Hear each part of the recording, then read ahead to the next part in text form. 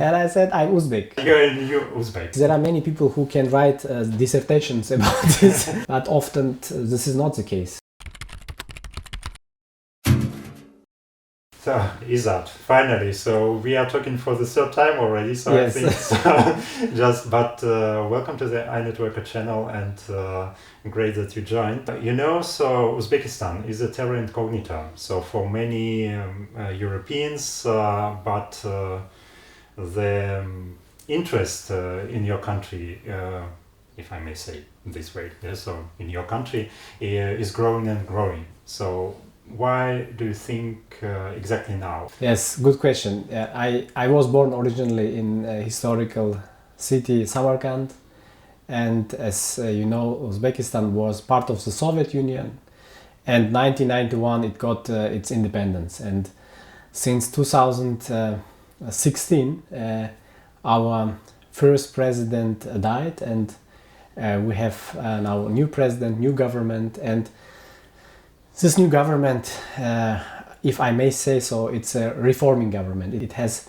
reforming agenda, and countries in the West, they like, I think, reforming governments also because many interesting things happen and can happen in this transformation processes. So the country is opening, and our culture, society is opening. I think that's why it's drawing attention.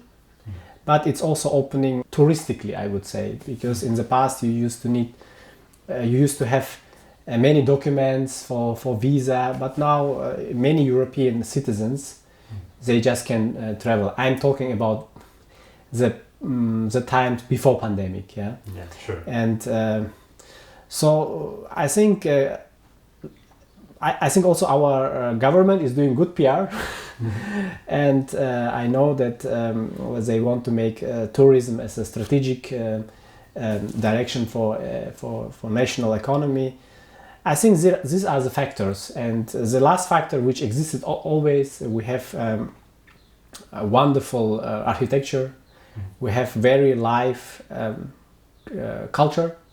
I mean, the architecture is something which is monumental, which is always standing. It's stable, but culture is, I think, unique because you can experience it, you can live it, and then often when you visit Uzbekistan, you try both. You see the architecture, you experience the culture in many ways, in relationships, in cuisine. I think. This is something which is drawing attention, I would say. So what do you like about Uzbekistan, about Uzbek culture? Oh, it's a very good question. I think for me, to be honest, I was born in a city which has a lot of subcultures. I mean, there are many languages. For instance, Uzbek is present in Samarkand, Tajik is present in Samarkand, and Russians. So there were many languages. There is always this mix, and I think this is a main interesting point for me, because often this diversity can, when it comes together, it can be really beautiful. And I think people who are currently living in Uzbekistan, they are very diverse, and they managed to get out of different identities something beautiful. And I think this is much more fascinating, and you see this diversity in many things, also in how people look like, in our traditions, or in our cuisine again, how we celebrate something, or how we mourn, if something is dying or someone is dying, how we mourn. So I think this is actually most precious thing. So, and you also mentioned that Uzbekistan used to be part of the Soviet Union, and in general it should be a kind of very close to Russians. So, but what I experience is that the Uzbeks who are coming to Russia, they feel themselves disconnected from their culture, and they are not perceived as I don't know, as people who are belonging there, Yes. So also by locals. So why do you think is this the case? It's very. I really like your question. Maybe I start with one of my episodes from my life. I mean, I was also traveling in Russia and doing some educational activities in frame of several networks. And once I did one training. It was, I think, 10 days, and it lasted 10 days. At the end of this training, one participant came to me and asked, Izzat, who are you? You know, she meant from ethnical background. And I said, I'm Uzbek. And she said, oh, you are smart Uzbek. So I was laughing because it's, again, you know, I understand why, in which naivety she means, you know, smart Uzbek. But it shows also the stereotypes existing in Russia. And I think they have many factors. You know, one factor is, I think, the many people who are traveling now for work or for living in Russia, they are already different generation. I think during Soviet Union we had big metastructure, ideology, and common culture, but many things, they were different actually. I think Soviet republics lived this big structure idea differently, and also with the time many things changed. Also in Russia, also in other post-Soviet republics, and I think these differences, they become very visible. In example you are mentioning, yes, and many people traveling to work to Russia, they are lacking perspectives. This is one part, this is Uzbek part, but Russian part, I think also, I feel people lack in Russia, or when I'm traveling, I'm thinking about labor migrants to Russia. They are lacking several things. I mean, basic legal security, I think, and also cultural security, you know, that they are feeling belonging. Although I think it's changing, because you see in cuisine, you know, there are many Uzbechkas in Russia. Yeah, sure. So it's a mix, but I think maybe this mix makes this possible. But many people also I felt when I used to travel to Russia, certain stereotypes, which I mentioned also in my example. Although I'm privileged, you know, I'm speaking very well Russian, I think, and you do. Although I speak Russian, although I'm educated, I'm still feeling not fully comfortable, you know, in certain spaces, maybe in Russia, because I'm associated with a worker who's doing basic things, you know. Yeah, you know, so there was this advertisement a decade ago or even earlier. So these are Uzbeks and these are new Uzbeks. Yeah, an advertisement for Uz-Daewoo. Exactly. Yeah. Yes, I remember. Yeah, you're a new Uzbek. Or one can say so. This advertisement is very important, because after the collapse of Soviet Union, I think this advertisement was one of the examples when Uzbekistan first time was building industrial capacities. And they wanted to show this. I said, new Uzbekistan is born. And I think if you now ask current society, they will also now say, now again new Uzbekistan is born, which is much free. So it's in constant change, constant dynamics. Good. But you are now based in Germany. How do you feel like here? So who are you? You also mentioned that you grew up in a very multicultural city. Yeah, so just what is your identity here in Germany? So because you perfectly speaks English, perfectly speaks German, perfectly speaks Russian. So just who are you? Yes, I think it's a very complex question, because I think my identity, especially in Germany, is in constant change. I think if I would share, I want to share one episode. As you know, I have a son, and at home we don't speak German.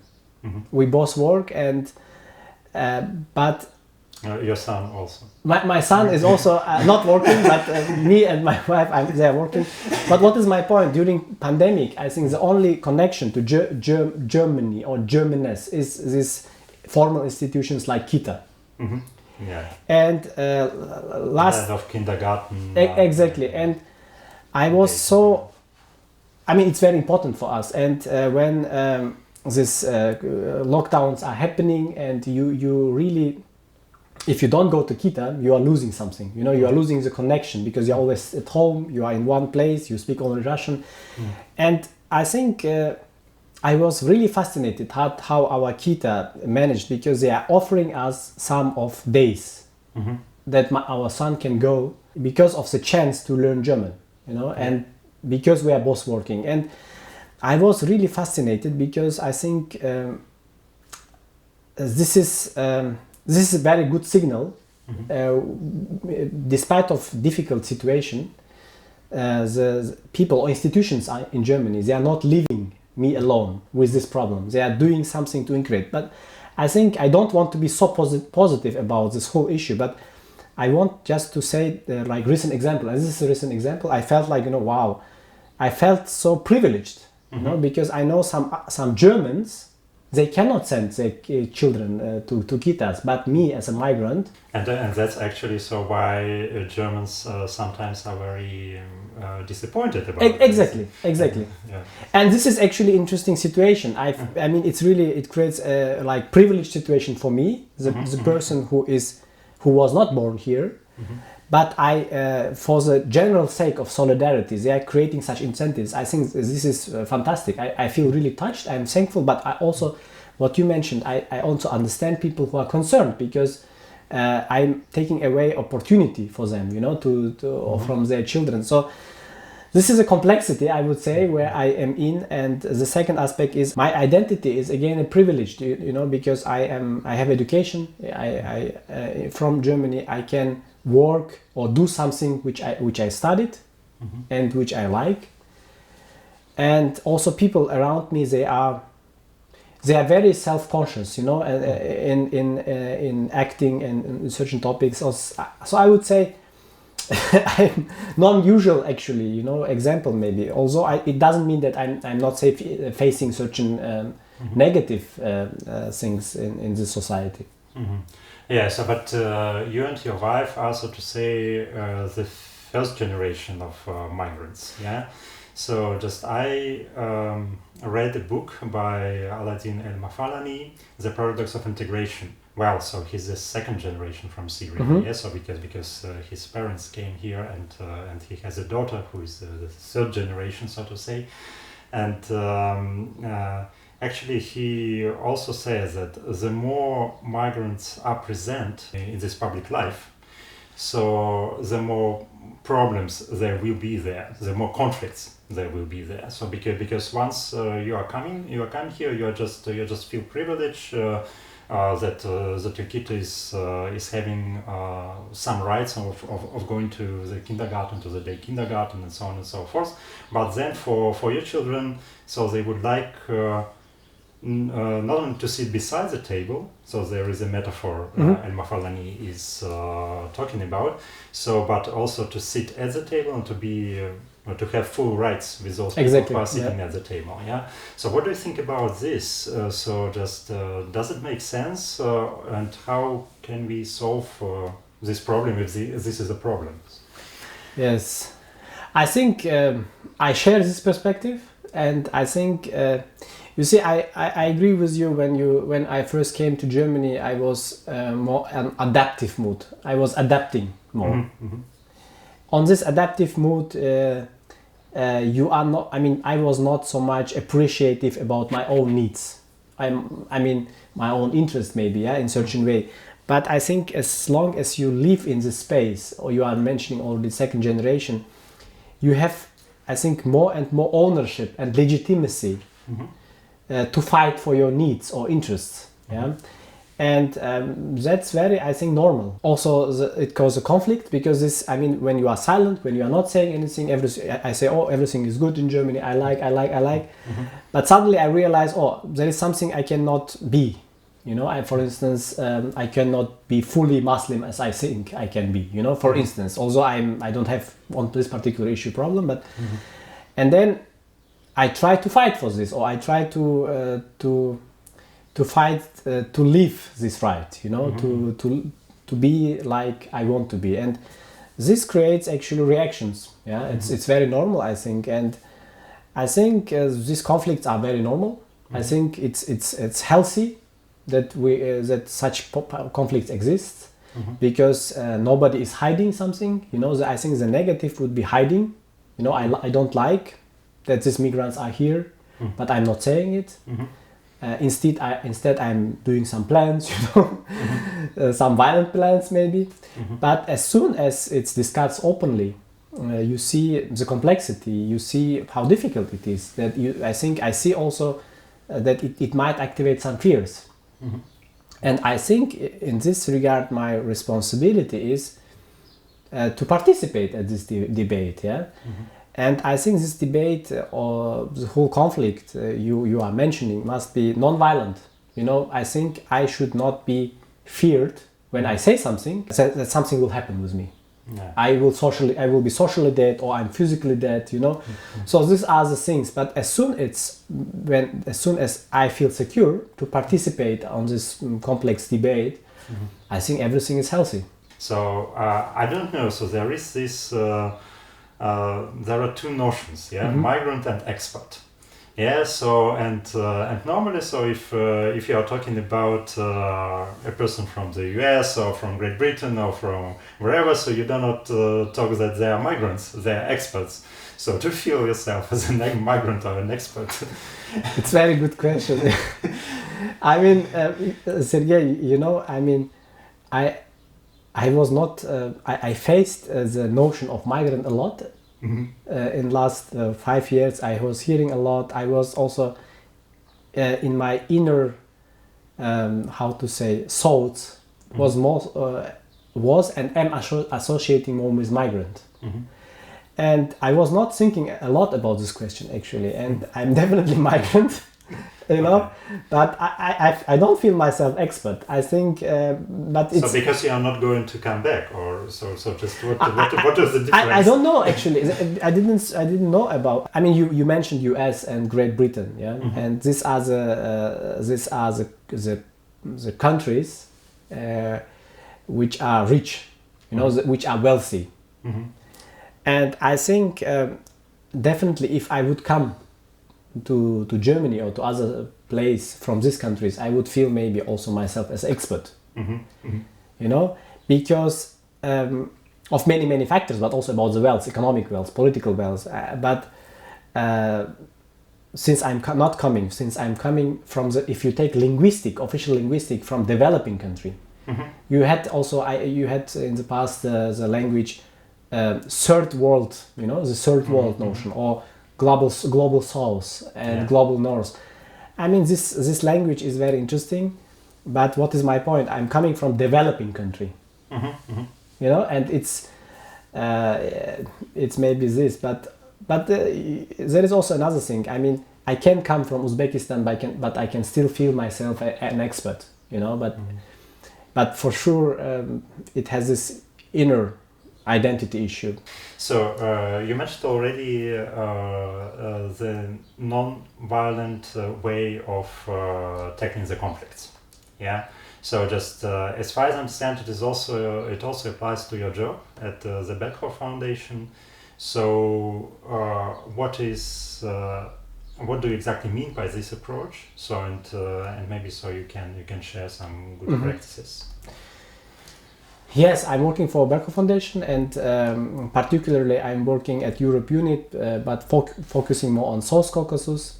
And we are using the approach of conflict transformation. And as our discussions showed before, we are trying to create, to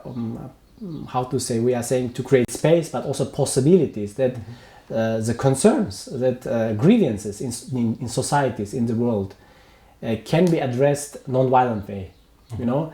So I think our basic, and I also believe in it, that the conflicts are very normal, and they can be an opportunity, but they must be addressed non-violently, constructively, and I think also openly, because it creates trust, it creates transparency, often create trust, and good organized space, good organized discussion can be mutually enriching. And I see it in also in my work.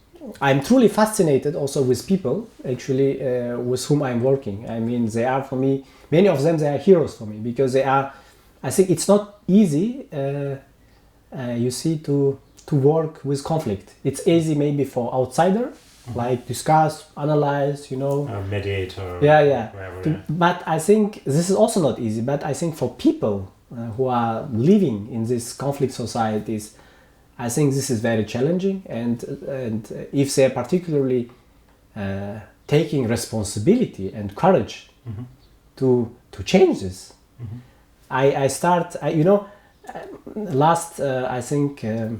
last months or last years, my hero image of a person changed. I think my heroes are now, they're empathic, you know, they are taking responsibility for something, they are courageous, and basically these are the, you know, I hope I answered your question. Yeah, very good. Yes, and as far as this channel is about networking, so, and you still work with the conflict, so you still work with many different people and peoples. So what are your networking secrets? So what would you suggest to the others how to deal with such issues?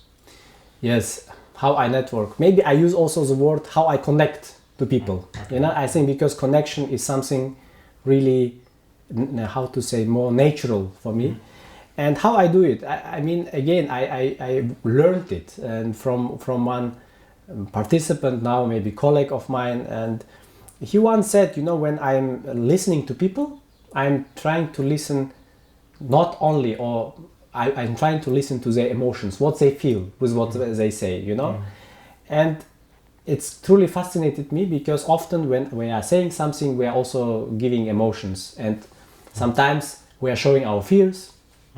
Sometimes we are showing our passion, you know. And what I'm trying to do is I'm trying to speak with people and listen and find out what are their passion, you know, what are the topics. And once I discover this, I try to really listen, because when the person speaks about the passion, about his or her passion, he or she starts to shine, you know, like, oh, I'm saying many things, and suddenly this small talks starts to become a conversation, and often these conversations are how to say, they are changing, you know. For instance, you said I'm working in conflict fields, also I know you work in civil society sector, and I thought in the past, you know, for good change you need good projects, good methodologies, and good facilitation.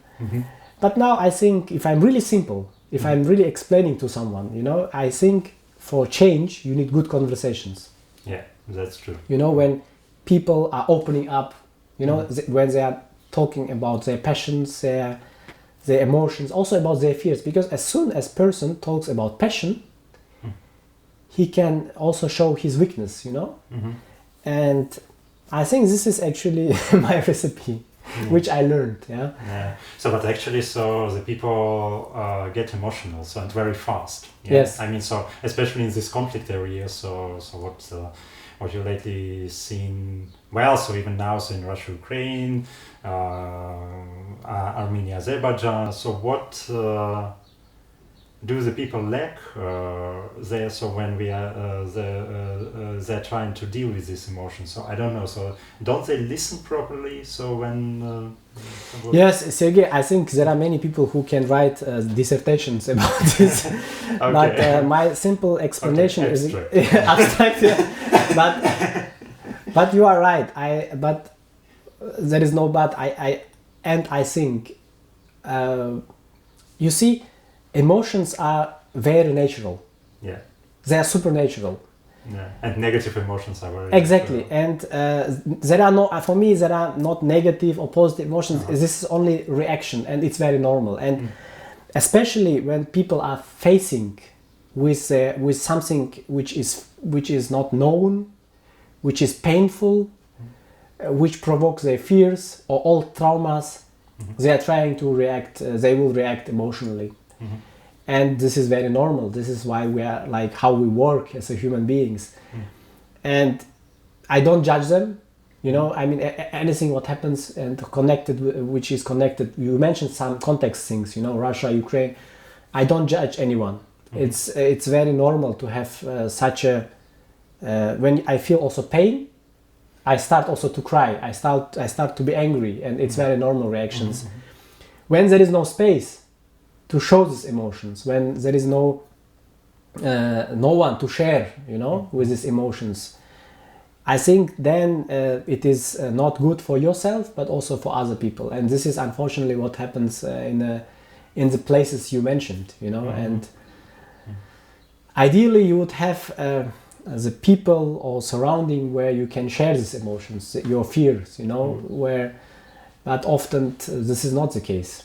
Then let us wish for more mediation platforms and such safe spaces for the people to share. Exactly. I think also, I think the last thing I also learned that there are many people in this world who are by their nature mediators, by their nature good facilitators, and you don't need always to have like international or very privileged organization with the doctors or professors to address certain issues. Sometimes sometimes you can be very ordinary person in this sense, you know, but can be good facilitator or mediator.